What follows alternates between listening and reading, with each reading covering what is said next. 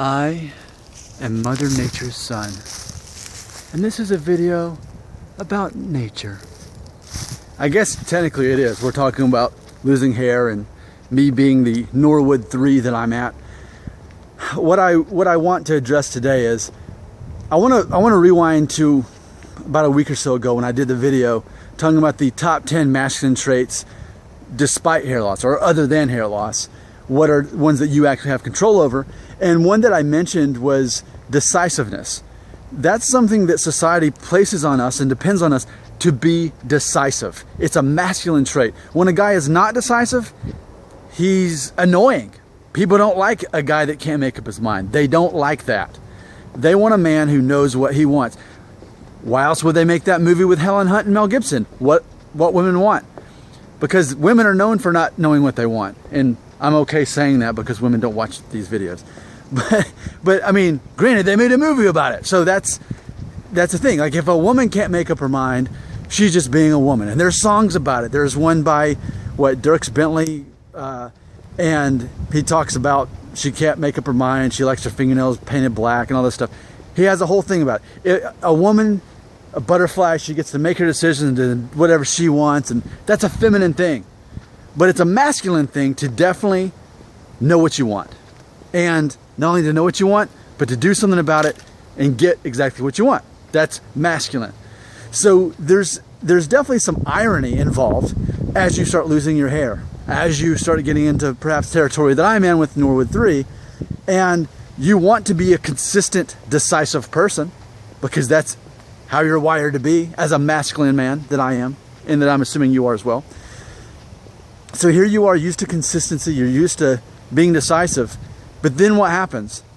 Well, you start noticing it's not just about a hairline going up, it's also about thinning going on too. And so you want to be consistent yourself, but it's hard to when you're slowly going through a process of losing your hair. Now, perhaps, and some have said that I'm more of an exception to the rule. I've honestly, and I've proven this in pictures, I've been going through the hair loss process since basically age 18. And I've showed that in pictures. It started ultimately when I was 18, but instead of just hitting me rapidly and being bald by the time I was 23, I'm just now at Norwood 3 at age 35. Okay, so for me, it's this very, very slow process of things changing and me keeping up with that change. Here's some nice runners. They're very nice people. And so you experience that, you go through that, and you want to somehow find stability and be decisive in that. Psychologically, you want that. That's me. And it's funny because over the year and a half that I've consistently been making videos about hair loss, I've had certain people not understand that. And, you know, they'll basically say something to the effect of, just make up your mind already, just buzz it off, stop worrying about your hair. But you know, what I do is out loud, I commentate on the process of a man losing his hair. And I do that for all of our benefit because in the world, there's not enough of that around. It's a shameful thing if you talk about it because then it makes you look insecure. But here it's a safe place where we can talk about it. So I think as you continue watching my videos, you're going to see a confident person who is decisive commentate that, hey, this slowly is happening. And I think there's something to be said of that too, that whereas it's a very slow process for me, and will it end? I mean, some speculate maybe by 40 my hair loss will tremendously slow down. So, you know, that's my version of reality dealing with this. For others though, they're just kind of thrown into the water. They're thrown into the cold March water. It's actually 52 degrees over here in Tennessee. And they have to learn that lesson a lot quicker. So it's funny. So for such a decisive, planned out person like me, it is against my wiring to have to kind of feel like I'm caught in the shuffle with my hair loss. Because with a Norwood 3, it's a situation where the rest of the world thinks, oh yeah, he's kind of got long hair, whatever. That's all they see. What they don't see is that I've got an island or a peninsula right here, and then it goes up way up here. It's just that my hair's long enough to hide that. and downplay it to where people don't notice. But I think something that is definitely understated is the psychological change that happens in the process of losing hair. And I think that's why a lot of viewers over the months don't understand that. They get upset with me because I haven't lost enough hair to make hair videos. Well, but my version of reality is this slow process where I want to commit to just moving forward and just buzzing it off. But then I'm like, well, but if I grow it out, do people really notice on the outside world that I'm losing my hair? I want to be able to commit. I want to do that.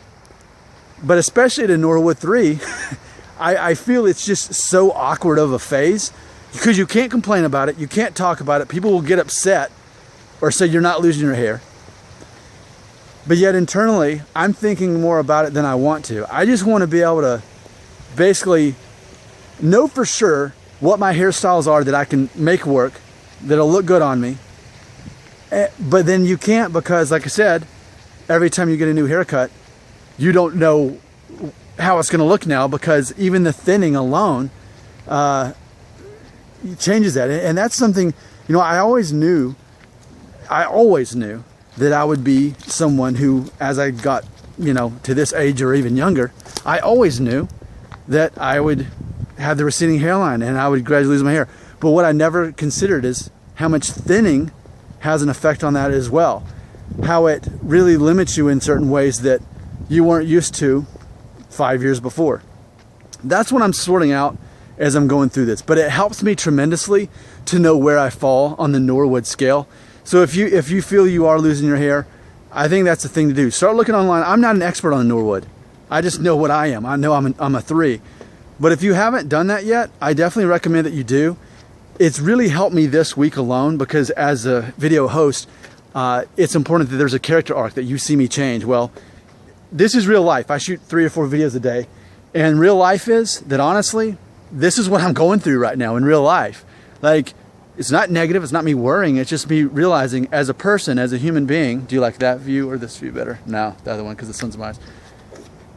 As a person, you see, oh, he's a real human being. He's a Norwood 3. And this is him realizing that, his identity. It's like me being a superhero, realizing I've got a superpower. Like, whew, and then I can shoot webs or something. But instead, it's like, no, it gives me some parameters on my hair loss, on where I am. And it helps me understand, I think, in part, why I'm misunderstood as a Norwood 3. Because of all people, I can't talk about hair loss because people get confused by it because I haven't lost enough hair. But to be a hair loss guy, you know, even so many people are constantly leaving those comments here. You haven't lost enough hair to make these videos. Well, but I've lost enough hair for me to know it limits my hairstyles and that I'm in the process. And the thing is, I never want to be in denial. I always want to be fully aware of what's going on in my life so that I can be prepared for it.